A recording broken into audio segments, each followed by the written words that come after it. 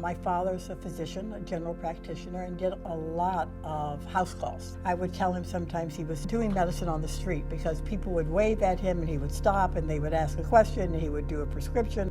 Growing up in the South, I just saw a depth of human poverty that I will never forget, but I also saw the depth of human graciousness and love, and I knew at that point that I wanted to be doing something that focused around people.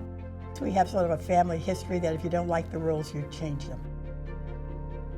Growing up in the South, in a segregated city, blacks were invisible, and they would make decisions about where we lived, what our schools were like, and if we never had a seat at the table.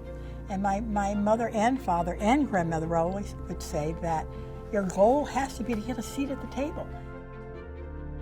I want to do this because I want to invest in the city. I want to be able to save those dollars. It was very clear in those early days, any good management of managed care meant you save dollars. And with that saved money, you can begin to do all the things that you said you can't do. You can do the housing, you can do support systems, you can do many other things with those dollars you save. I often tell the story of the crab in the barrel. If you look at a barrel of crabs, all of them are trying to get out and they step on each other, and when they get out, they crawl away. And my grandmother says our goal is to not be like crabs in the barrel, and when you get out, your obligation is to go back and help one other person.